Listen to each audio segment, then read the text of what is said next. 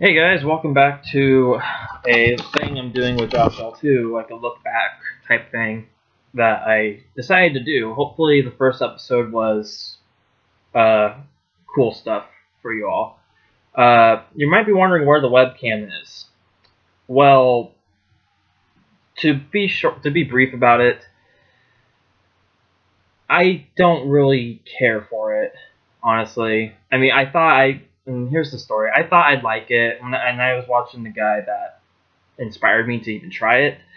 I really liked it, but doing it myself and watching the video back with it, it just didn't seem.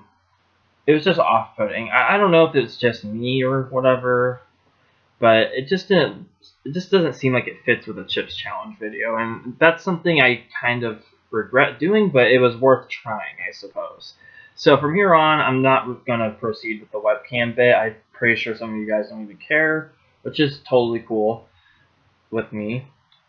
It was just worth trying, to say the least. So we're just gonna move on with a simple gameplay screen and move on. I am, however, using a different screen recording thing now called OBS Studio that Jeffrey has recommended me to use with the webcam. But since I'm not using the webcam now, I actually like this recording program a lot better than HyperCam 2, believe it or not. It works perfectly fine. I did a couple test recordings to make sure it worked out. I even tested the webcam bit out and it worked perfectly. And it's really awesome. If you don't have this, I do recommend it. It's really good. It's free. It's everything. I thank Jeffrey for the recommendation. Even though he didn't recommend the studio version because he never doesn't have it himself. You can actually get to hear the game audio too, which is awesome. What's even more awesome, playing a blue wall level that I made 7 years ago. So this is a level titled Snowbound. Nothing too interesting with this level. The whole level isn't a blue wall maze, believe it or not. It kind of combines like a snowy feel. If the title didn't make that obvious enough. And not every path. Okay, I can't get the skates right there. Not every path like takes up the entire area. I don't think it does. This part obviously does, but yeah. I tried to, not try to, but I guess when I designed this, like I could have easily made that a pointless loop around that wall, but I didn't do that. But yeah, I had a snow-themed level in mind, and I for some reason, in some context, blue walls do give off like a cold feeling, depending on how they're used. I mean, they were used in Rink, so, and the level 61 spot pretty much became the ice level, or the second ice level of the set, which I want to say it is. In this set, level 61 is a blue wall ice level, too. But that should be all the chips in the blue wall maze. Now we have this long ice slide. Yeah, this isn't exactly something I would do in my levels nowadays. So there's a lock right here, so we have to go here. And this is obviously like a double maze rink type section.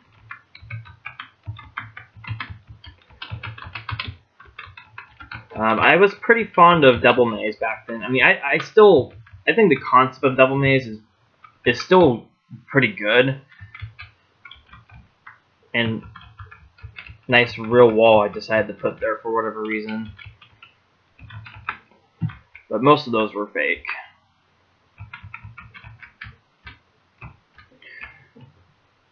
Yeah, I was pretty fond of double maze back then. I still like it because the idea behind it is cool, but it took up the whole map and kind of killed the whole level. experience. But yeah, once you get the skates, you just wander out here on the ice to get the last chips, and you finish the level. Nothing to it. Nothing more to explain. The wrong place. So this is a level that is pretty much a single monster guiding level. And to be honest, I don't really care for levels like this anymore. And to be fair, or not fair, but to state as a reason why, I kind of have CCLV3 to blame for that. Because CCLV3 had a huge amount of, maybe not huge, but it had a pretty excessive amount of monster manipulation puzzles. And honestly, it kind of burnt me out on that stuff, and it kind of developed this. I don't want to. If people want to play monster manipulation levels, they can play CCLV3. That's kind of the mindset I have with that type of stuff. I mean, they can be fun to design, and I mean that is a way, like, no means to discourage people to not design them. But they just aren't my taste. The bombs out here used to be all fire, but since that created a links inequality, I changed them all to bombs, which actually makes this level pretty easy. So yeah, just wait for the glider. It blows up the bomb up here in the corner, and you're done with the level. Not really all that special. Dances with Teeth is something else though. So this is a level that's somewhat inspired by The Prisoner from CC1.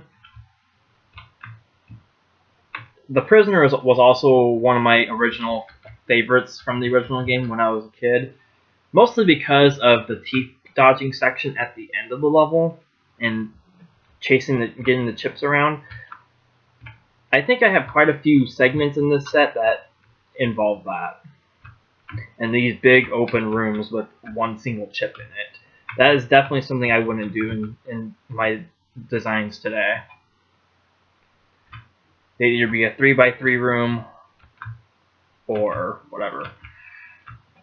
And then all these 2x2 wall squares in this big open area. And what do you have to do when you get over here? Get teeth out. So this was basically a very The Prisoner-esque style, or maybe Victim, but Victim was more open-ended than The Prisoner, I feel.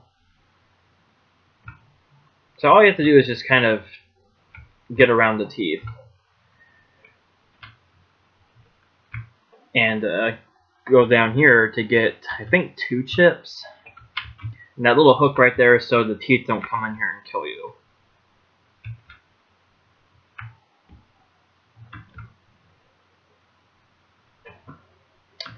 I'm very thankful I only put 4 teeth in here. I think I probably would have put 3 now, but 4 is a pretty good design choice. So I made some pretty good design choices even way back then. But yeah, there's definitely a lot of design tactics I did with this set that I wouldn't do nowadays, just because my design style has evolved since 2011, 2012. But yeah, the big open rooms with one chip though, that's definitely something that even today no one really does much of. Perhaps in CC2 I'll do something like that, but maybe not. Sokoban and Enemies is level 13. So as the title implies, this is a level that involves block pushing and dodging monsters. I do like this block pushing segment quite a bit. And the $9.99 time limit isn't really necessary. I think I made it $9.99 to give off like a mix-up feel, because that time limit has $9.99. I think mix-up is what inspired this, if I remember right.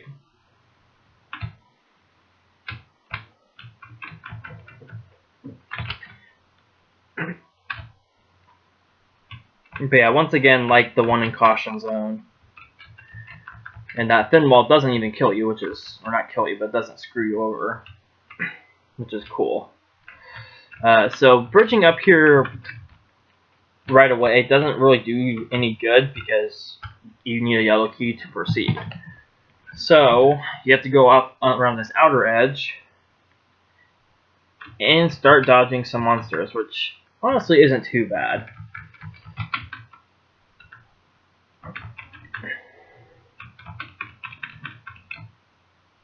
Oh, I don't like that west thin wall. So this part is pretty cool. It's like a little setup for the fireball. And you can actually do it like this too. And I think it will produce the same result. Oh, no it won't. Okay. I don't know what I was thinking. Well, thankfully we don't have to do this whole block pushing bit right away. We can just get the red key, make some room,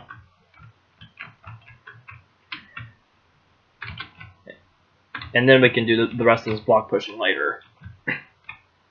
I kind of like that I put the red key like towards the start of that block pushing segment. So there's definitely some sign that I did improve over JoshL1 back then. But there's still a little bit of, oh, I would have done that, I did that in JoshL1, so I am doing it in JoshL2, because sequels. That setup especially, though, is really cool. I'm pretty surprised with myself that I even thought of doing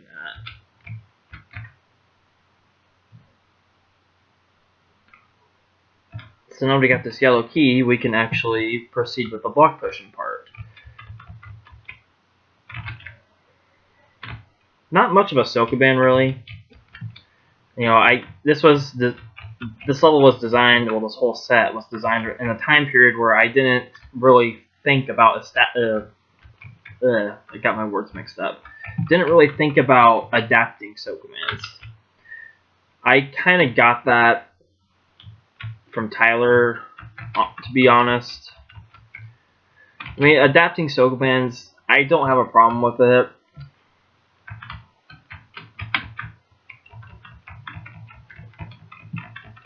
But since Chip's Challenge is in some aspects is a Sokoban style game, I don't think anyone would really sit and play an actual Sokoban game to solve puzzles. I mean, some people wouldn't, but Chip's Challenge has more than just Sokobans. So, but by people I mean people in the CC community.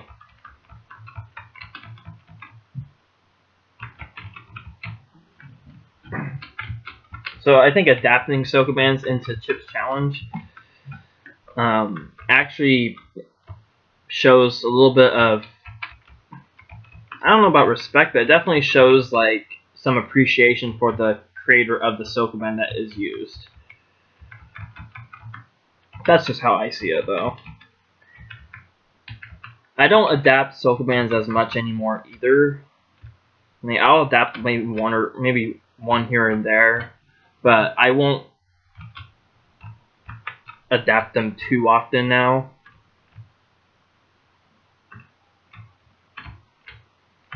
So yeah, this part is pretty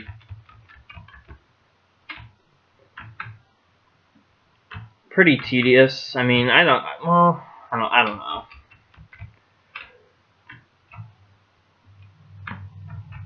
It's just doing the same thing like 10 times. And the block pushing isn't even challenging, so I think I didn't make it challenging for my 19-year-old self. I want to say I was 19 when I designed this. I had to have been, because if it was 2011, I was born 1991. I don't remember what month I started this, though.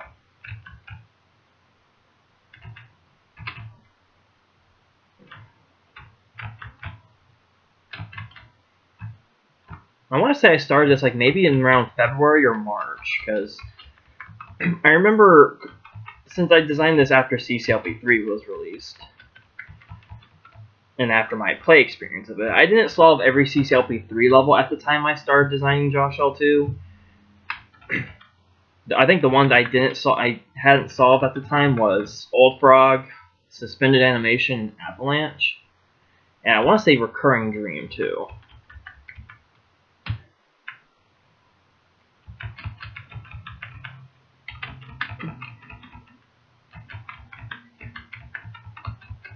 Okay, so we got a little bit of a puzzle, not much of one, but it's a little gimmick. The bridge down here first, and then go right here.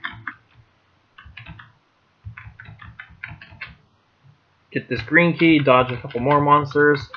This part is stupid. I don't know what I was thinking with this.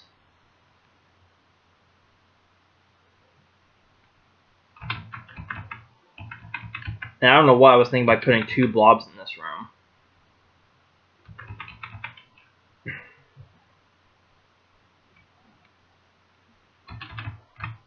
Ooh, okay. See, today I probably would have done. I probably would have only put 1 blob in that, or not. Probably not even a blob. I probably would have put like a bug or something.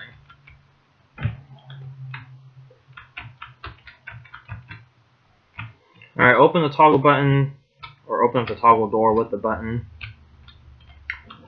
and now we have this like ladder type structure with collecting the rest of the chips.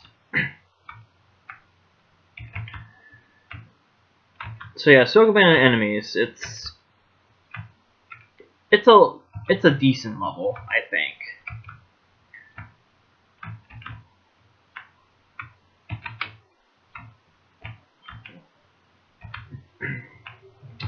All right, end of that. Inferno is the next level. So this is basically a chaotic type melee level. This I guess can be referred as the easier version of Fireball Territory, which if no one knows what Fireball Territory is, it's a level in JoshL3 that I designed, and it's this. I don't know. I don't think many people have played it. Well, JoshL3 as a whole, I mean, but Fireball Territory at least. I've been told that it's a pretty difficult dodging level, solely for the amount of fireballs in that level. I mean, this one has quite a few of them as well, but they're not laid out in a strict chaotic pattern like they are in Fireball Territory. I think the goal I had in mind with that level was to be difficult. And this ending, that ending is an ending. I actually like that ending. It's pretty cool. But yeah, the Inferno is mediocre dodging. Nothing to it. Skillful Memory. Oh goodness, this freaking level. So Skillful Memory is a level that I at one point was proud of.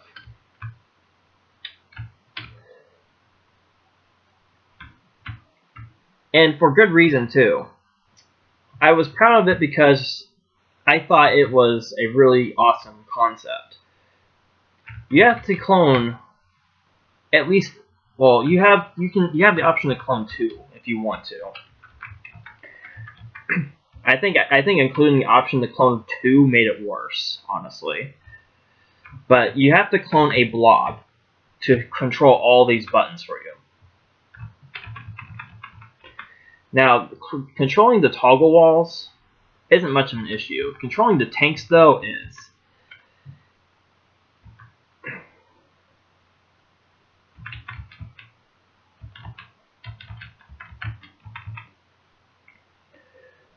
So, with the way I designed this, I don't know what I was thinking. I'm thankful I made it small, or small enough.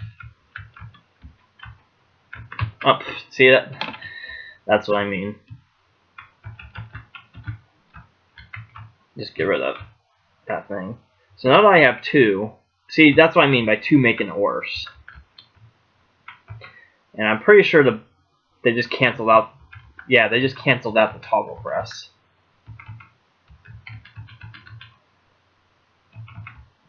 Oof. Oh my god. Oh, damn. Okay, let's just stick with 1.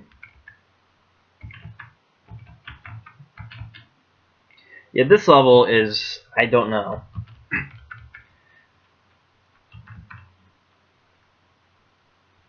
What I should have done with this idea was, instead of just putting 2 of each button in random spots in the place the blob is at, I should have just made I should have made like a not block, but like a button checkerboard with toggle buttons and tank buttons. That way, literally every other move, the blob would control its respective button press.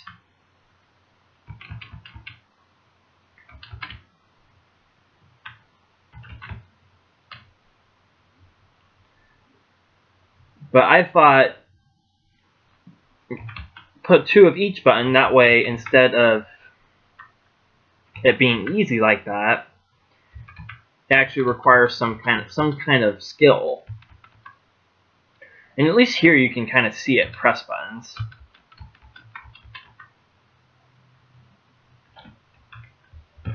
But not too many.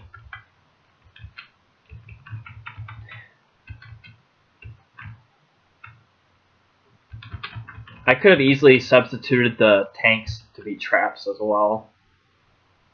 But since it's a memory type level, I had to use tanks for the reference.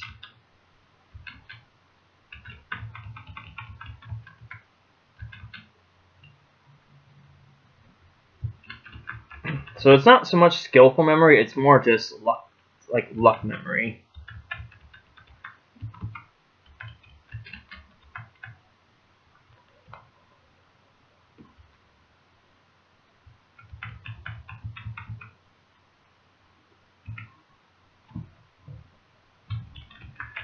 Okay. 5 more to go. And I'm not even done with the tanks.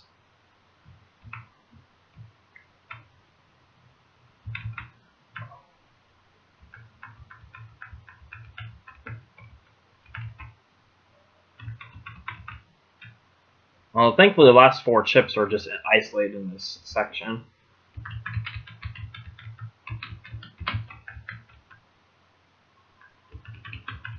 Alright, of course, the last chip is behind tanks.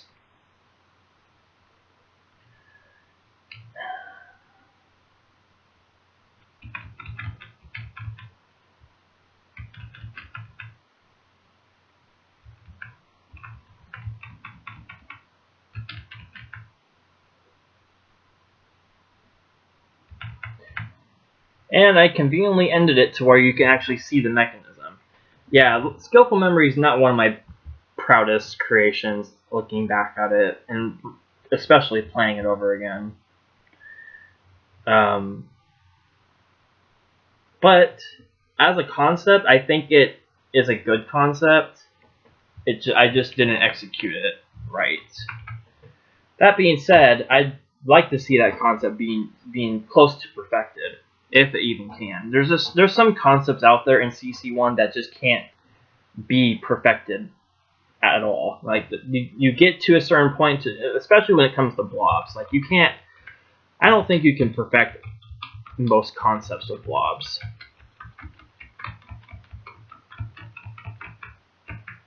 But like I said, if I made those trap buttons or made the tank buttons trap buttons instead, it probably would have been a solid level. But really, the whole level, I think the level in general was just bland. This button controls a block machine. A block machine, really? And I guess I couldn't have made that more obvious.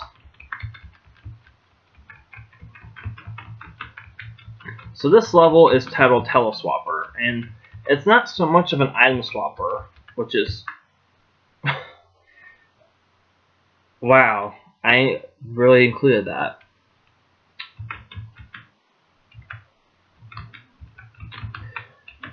Yeah, I forgot that there was a bit of lucky timing involved with that upper left corner.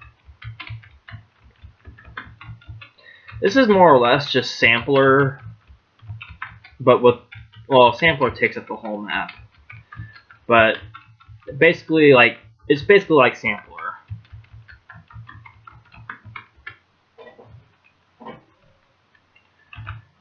Not so much of an item swapper. You have to get every item and use it, but you don't actually swap the items. So I don't know what kind of title I was going for with that. Okay, so I can kind of see right there that the only safe spot that the glider doesn't go by directly next to the teleport is to the right.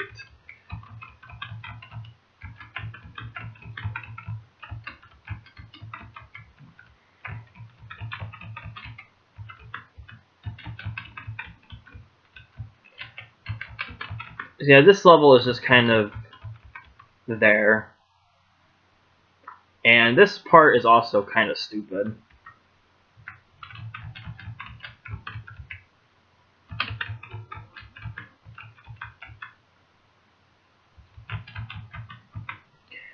You don't have to keep the walker in that spot, but to make it easier on yourself, it's recommended. I have no idea why I included that bit, though.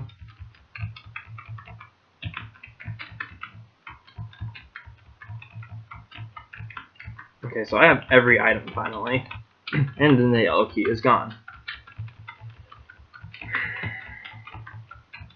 So I don't want to enter right through the teleport here, because doing so would kill me. So this is the purpose of the block clone machine.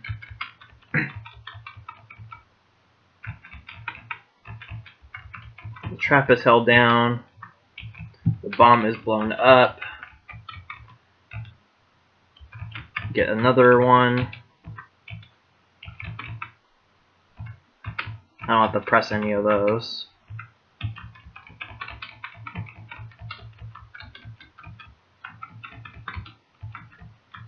I can get that.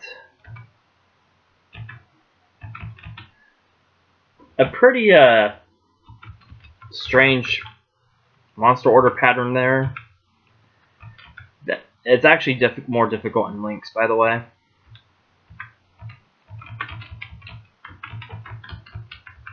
I think it is, at least.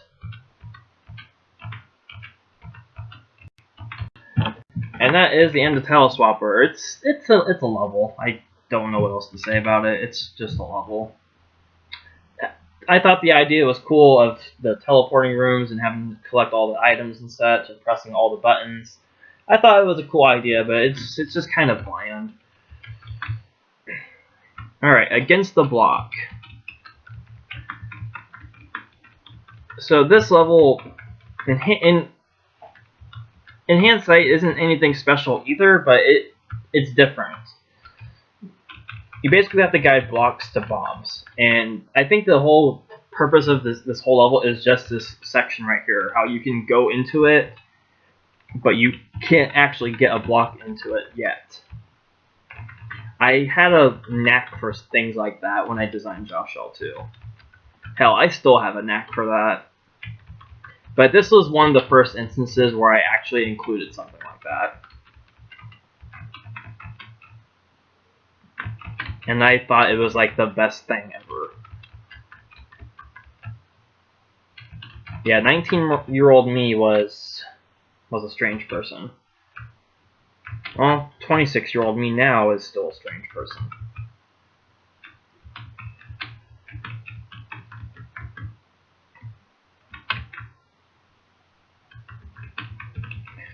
This was also one of the levels that Tyler chose to redesign in his style in the Ordinary Dat collab set him and I did.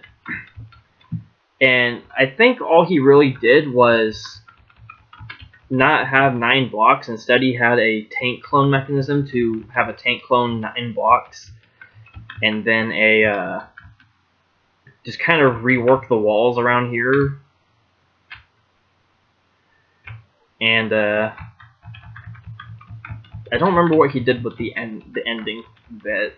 I think he kept this part right here, but I don't actually remember. I haven't looked at that set since I downloaded it. So, and then an arbitrary 1 block Sokoban ending.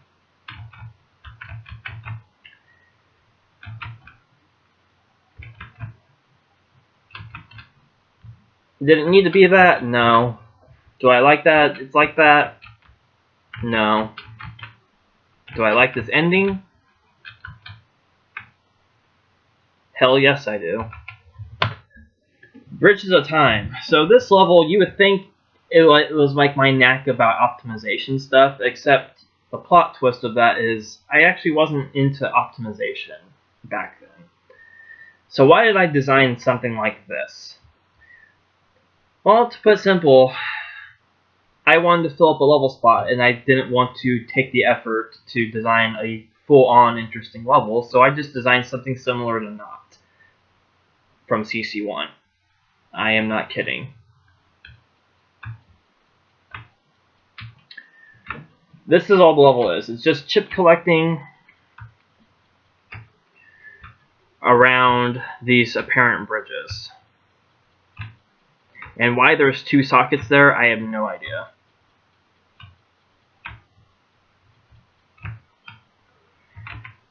And I'm not convinced that's the bolt time either, but I don't care.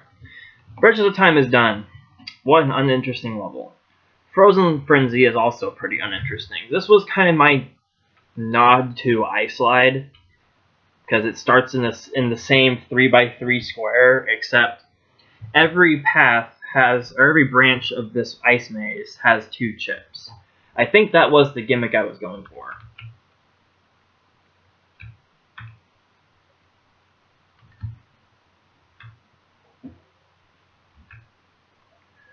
And the bottom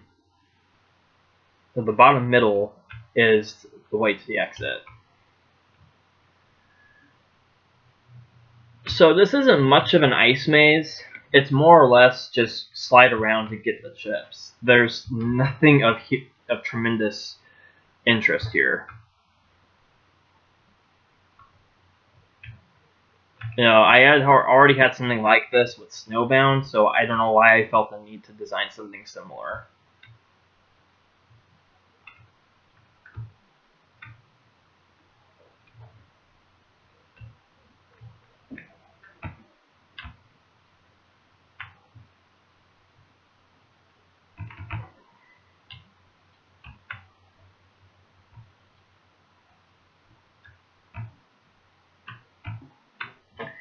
Yeah, not much to say. I'll be recording ZK Adventure shortly after this. I did actually have a failed recording session for that set. I don't remember what happened exactly. I think I was interrupted too many times, and I just gave up on the recording. And I think I solved like maybe 3 or 4 levels. And what I do when I have failed recording sessions and I have solved a decent chunk of the set, or not a decent chunk of the set, but why did I go back? But if I solve levels during a failed recording session, all I do is just delete my solution and just resolve it. Do I have to do that? No. But I do it just so it looks like I'm solving it for the first time. But I usually clarify that it's not a first solve or first time solve experience.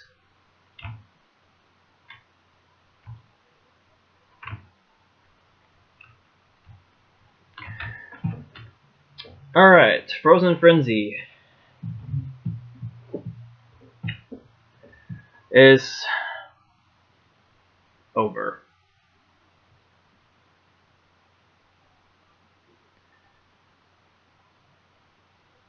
About time. I was waiting for it to finally end. Alright, Countercross. So this level also has no value of importance either. This is definitely a level that I don't understand why I designed. I think I designed it because I was like, oh cool, it's like a different take on Devil Mazes. Except this isn't a maze at all. It's literally a path. A path of pop-up walls, force floors to make your boosting, to test your boosting skills, I guess.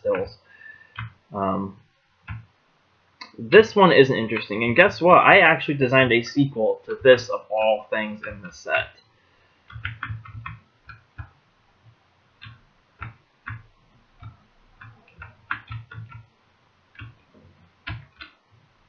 One thing I did avoid doing when it came to sequel levels, I still do it today, but when it comes down to sequel levels, I have nothing against those who just use the same title as the original and just add a Roman numeral 2 or 3 to it. I have nothing against that, but for me, I try to avoid doing that, or I deliberately avoid doing that just to not follow the crowd, I guess. I don't know. I guess I like to be a little different when people design sequel levels.